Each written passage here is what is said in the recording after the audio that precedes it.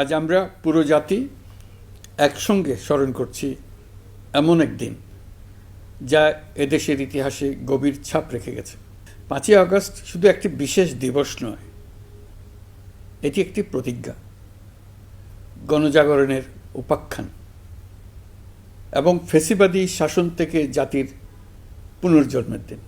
আজ আমি গভীর শ্রদ্ধার সঙ্গে স্মরণ করছি 1971 সালের স্বাধীনতা যুদ্ধের সকল বীর মুক্তিযোদ্ধাদের, যাদের আত্মত্যাগে আমরা পেয়েছি স্বাধীন সার্বভৌম বাংলাদেশ। 1971 সালে সাম্য, মানবিক মর্যাদা ও সামাজিক ন্যায় বিচার প্রতিষ্ঠার লক্ষ্যে এদেশের জনগণ সশস্ত্র মুক্তিযুদ্ধে অংশগ্রহণ করেছিল। লাখো প্রাণীর বিনিময়ে একটি স্বাধীন রাষ্ট্র প্রতিষ্ঠা হয়েছিল। কিন্তু স্বাধীনতার অর্ধশতাব্দী পরেও এদেশের মানুষ সুবিচার ও গণতন্ত্র থেকে বঞ্চিত হয়েছে, বৈষম্যের শিকার হয়েছে। 2024 সালের উত্তাল জুলাই ছিল বাংলাদেশের ইতিহাসে এক সংকটময় অধ্যায়, 16 বছরের পুঞ্জীভূত ক্ষোভের বহিঃপ্রকাশ। এদেশের এই বিপুল সংখ্যক তরুণরা 16 বছর ধরে ক্রমাগত হতাশায় নিমজ্জিত ছিল। ভালো ফলাফল করেও চাকরির জন্য ক্ষমতাসীনদের দুয়ারে দুয়ারে ঘুরেছে।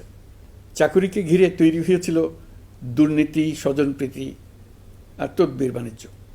যে তরুণ ঘুষ দিতে পারেনি, এলাকার মাফিয়াদের সঙ্গে সখ্য গড়ে তুলতে পারেনি, তার চাকরি হয়নি। সরকারি চাকরিতে বৈষম্যমূলক কোটা পদ্ধতি, যেটা মূলত ছিল দুর্নীতি ও স্বজনপ্রীতির আরেকটা হাতিয়ার, এর বিরুদ্ধে তরুণ সমাজ দীর্ঘদিন ধরে প্রতিবাদ বিক্ষোভ করলেও ফ্যাসিবাদী শাসকের টনক নড়েনি। দীর্ঘ এই সময় প্রতিটি সেক্টরে মাফিয়াতন্ত্র কায়েম করে একটি সুবিধাভোগী শ্রেণী তৈরি করা হয়েছিল, যারা আর্থিক ও অন্যান্য সুবিধার বিনিময়ে স্বৈরাচারের পক্ষে কথা বলবে, কাজ করবে। স্বৈরাচারের পক্ষের সঙ্গী হলেই তার চাকরি হবে, কাজ মিলবে। সরকারি প্রতিষ্ঠান, শিক্ষা প্রতিষ্ঠান, অর্থনৈতিক প্রতিষ্ঠান, এমনকি বিচার ব্যবস্থা, আইনশৃঙ্খলা বাহিনী, গণমাধ্যম ও সাংস্কৃতিক মণ্ডলেও এই ধরনের সুবিধাভোগী শ্রেণী তৈরি হয়েছিল। এদেশের গরিব মেহনতি মানুষের পয়সা লুট করে পতিত ফ্যাসিবাদ ও তাদের সহযোগীরা এক একজন টাকার পাহাড় গড়ে তোলে। সীমাহীন দুর্নীতির কবলে পড়ে অর্থনীতি ভেঙে পড়ে।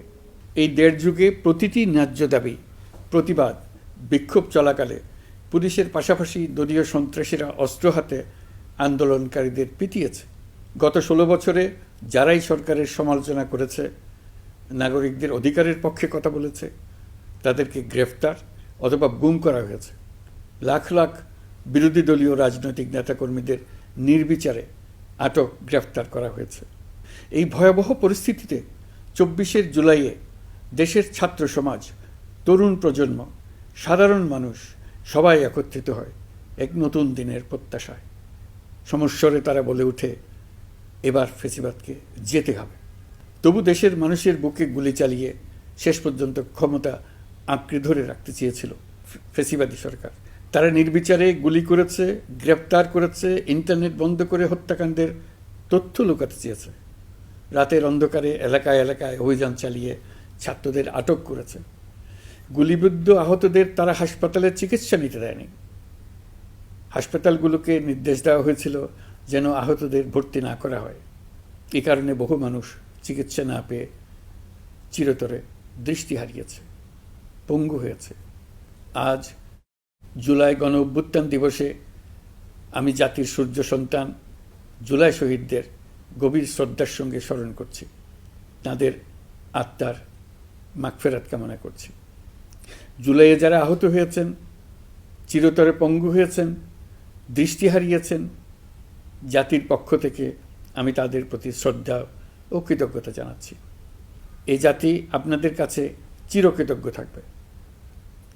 গত বছর ডিসেম্বর মাসে জুলাই গণ অভ্যুত্থানে শহীদ পরিবার ও আহতদের কল্যাণ ও যাবতীয় বিষয়াদির প্রশাসনিক দায়িত্ব মুক্তিযুদ্ধ বিষয়ক মন্ত্রণালয়ের উপর ন্যস্ত করা হয়েছে। এখন পর্যন্ত 836টি শহীদ পরিবারের মধ্যে 775টি শহীদ পরিবারকে মোট 98,40,00,000 টাকার সঞ্চয়পত্র ও মাসিক ভাতা বাবদ ব্যাংক চেক দেওয়া হয়েছে। অবশিষ্ট যারা আছেন তাদেরও কয়েকটি বিষয় নিষ্পত্তি সাপেক্ষে সঞ্চয়পত্র দেওয়ার প্রক্রিয়া চলছে। এর পাশাপাশি আহত 13,800 জন জুলাই যুদ্ধকে 3টি ক্যাটেগরিতে নগদ টাকা ও চেক বাবদ মোট 153 কোটি 4 লাখ টাকা প্রদান করা হয়েছে। এর মধ্যে 78 জন অতি গুরুতর আহত জুলাই যোদ্ধাকে সিঙ্গাপুর, থাইল্যান্ড, তুরস্ক এবং রাশিয়ায় উন্নত চিকিৎসার জন্য পাঠানো হয়েছে এবং চিকিৎসা ব্যয় বাবদ এ পর্যন্ত 97 কোটি 50 লাখ টাকা ব্যয় হয়েছে। জেলা উপজেলা পর্যায়ে সকল সরকারি হাসপাতাল বা ক্লিনিক বা স্বাস্থ্যকেন্দ্র, মেডিকেল কলেজ হাসপাতাল এবং সরকার কর্তৃক নির্ধারিত বিশেষায়িত হাসপাতালগুলোতে সকল শ্রেণীর আহত জুলাই যোদ্ধাদের অগ্রাধিকার ভিত্তিতে বিনামূল্যে চিকিৎসা সেবা দেওয়ার সিদ্ধান্ত হয়েছে। সরকারের পক্ষ থেকে জুলাই শহীদ ও আহতদের জন্য আরও নানা উদ্যোগ নেওয়া হচ্ছে। তবে জুলাইয়ের মহানায়কদের আত্মত্যাগ তখনই সার্থক হবে যখন এই দেশকে আমরা একটি সত্যিকারের জনকল্যাণকর দেশ হিসেবে গড়ে তুলতে পারব। আজ আমরা কেবল অতীত স্মরণ করতে আসিনি, আমরা একটি শপথ গ্রহণ করতে এসেছি। শপথ এই, আমরা কোনো ধরনের নিপীড়নের কাছে মাথা নোয়াব না। আমরা প্রতিষ্ঠা করব একটা জবাবদিহিমূলক, মানবিক, গণতান্ত্রিক এবং বৈষম্যহীন রাষ্ট্র, এমন রাষ্ট্র যা সবসময় জনকল্যাণে কাজ করবে। জুলাই শহীদদের আত্মত্যাগ আমরা বৃথা যেতে দেব না। তাদের আত্মত্যাগই হবে আমাদের পথ চলার প্রেরণা, তাদের স্বপ্নই হবে আমাদের আগামী বাংলাদেশের নির্মাণ রেখা।